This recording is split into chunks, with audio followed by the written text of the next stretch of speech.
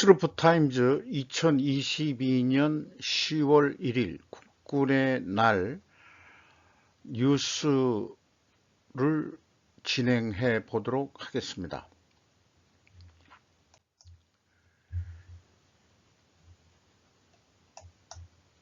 인공태양 개발 세계 1위 한이 이끈다. 장시간 핵융합 물꽃은 핵융합년.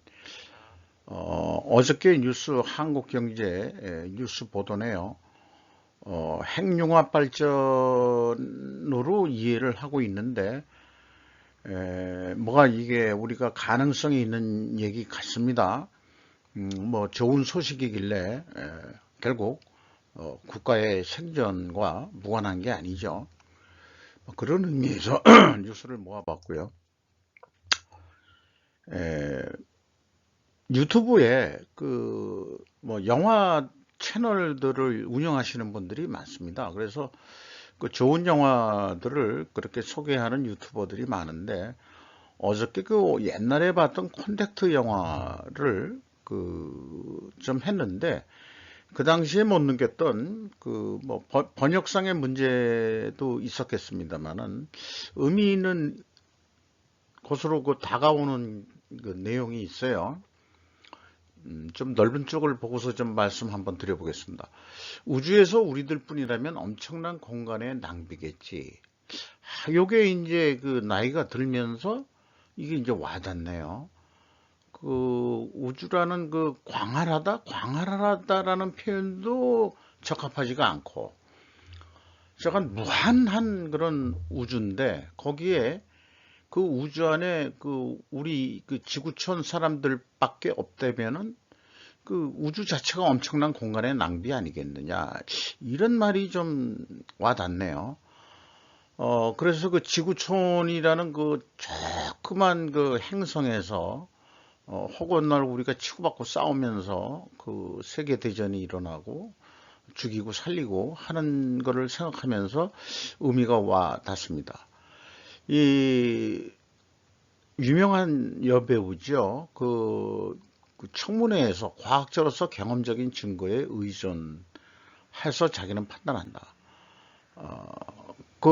자기가 콘택트라는 어떤 배가성인가요? 배가성에서 온 도면을 가지고 몇 초에 불과하는 거지만은 거기에서 아버지를 만났는데 사실 친아버지는 아니고 배가성에 있는 사람들이 당신하고 친숙할 사람의 이미지로 만들어서 자기네들이 나타났다, 이제 이런 식으로 얘기하고 뭐 그런 만남의 조우를 해서 오랜 기간 그렇게 우리는 한번 대화를 시도한다. 허무함을 채울 수 있는 유일한 방법은 만남일 뿐이지, 라는 것도 의미가 좀 있습니다. 또 하나 무슨 코미디 영화를 하나 봤는데요. 거기에 이 위장 형사 두 사람이 참여하는 아지트가 폐쇄된 한인교회 같습니다. 그리스도 교회의 향기, 아로마 오브 크리스트 처치 이렇게 돼 있는데 와서 숭배합시다. M 파스크 목사. 근데 목사는 외국인 이름 같네요. 요게 눈에 띄는 게 미국의 한인 교회들이 뭐 잘 되고 있다 그랬는데 요게 어떤 상징성이 있는 건지 또 가십적인 얘기인지 코미디 영화에 폐쇄된 한인 교회 안에 예수가 이 십자가에 매달려 있는데 생긴 모양이 동양인처럼 해서 만들었습니다. 그래서 위장 이 형사가 학생으로서 이제 나갈 때 예수님한테 자기 도와달라고 기도를 하니까 팀장이 한국인 예수 그만 괴롭혀. 요게 이제 이상하게 이제 또 와닿더라고요. 그래서 이제 기록으로 좀 남겨봤습니다.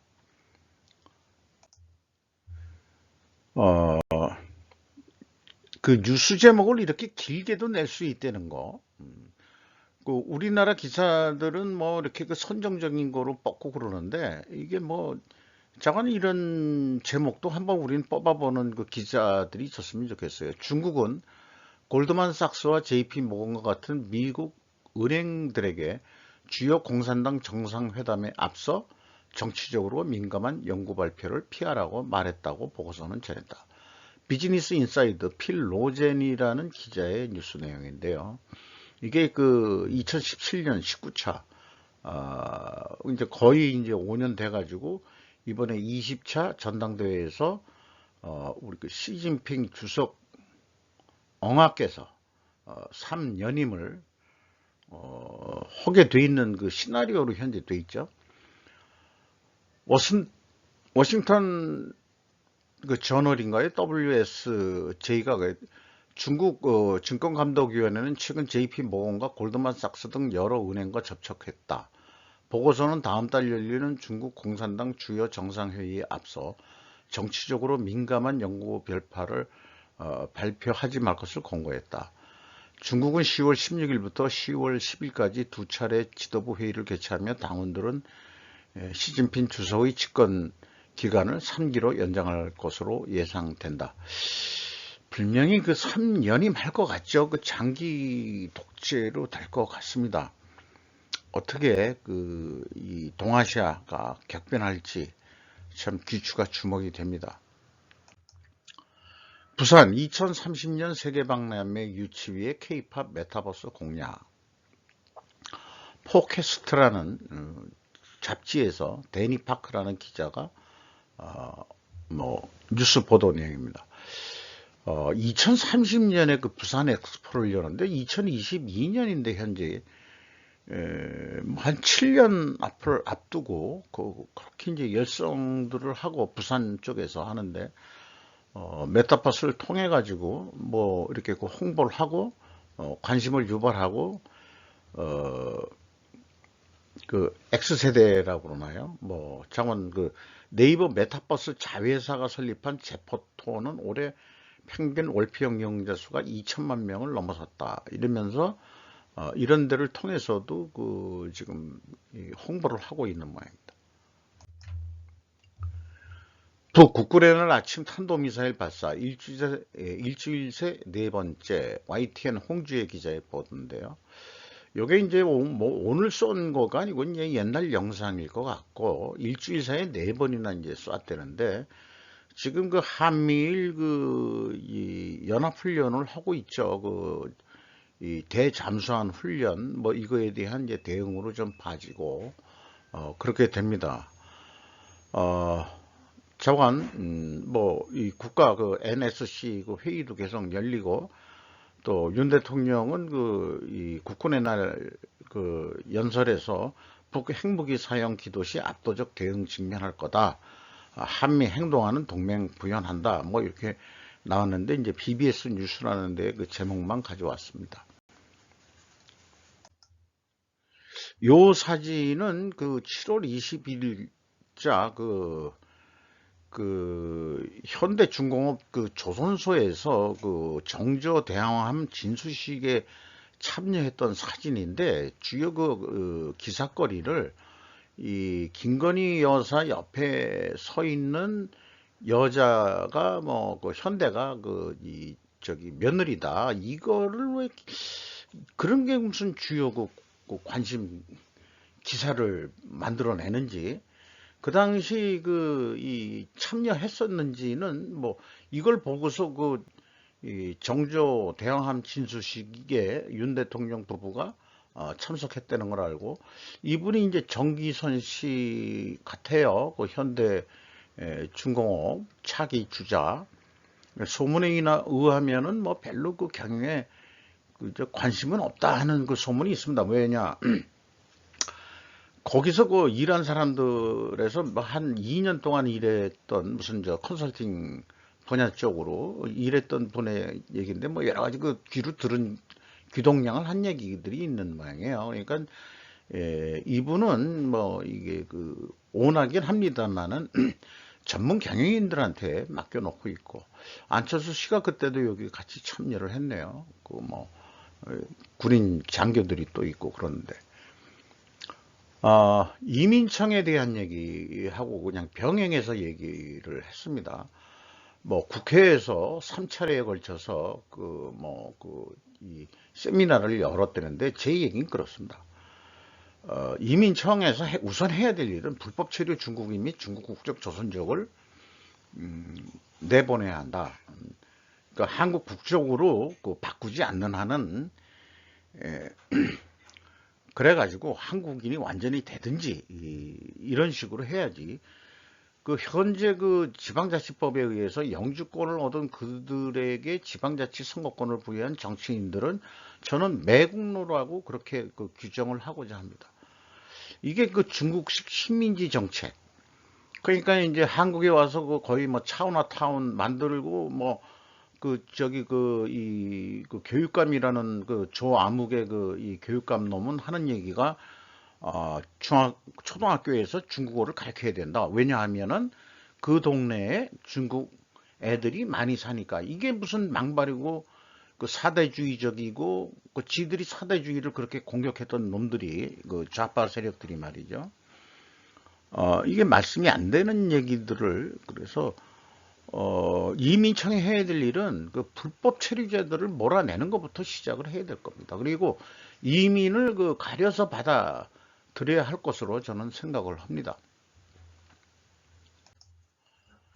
앨런 머스크가 참 대단한 사람이에요. 이제 로봇 옵티머스라는 거를 발표해 가지고 이게 뭐 식물에 이제 물 주는 장면까지 해서 이렇게 나오고 있는데, 그것만이 아니고 일하는 것까지 이렇게 해서 이제 발표했는데, 현대 로보틱스가 이제 미국 기업을 인수를 했잖아요. 우리나라는 AI가 들어간 이 로봇을 언제 우리는 성공할지 좀 매우 궁금합니다. 현대 로보틱스가 우리가 이 어떤 전투병까지 만들어낼 수 있는, 저희는 그런 것까지 희망을 하죠. 일하는 로봇이 아니고 전투까지 가능한 우리나라는 로봇이 있어야 된다고 저는 그렇게 생각을 합니다.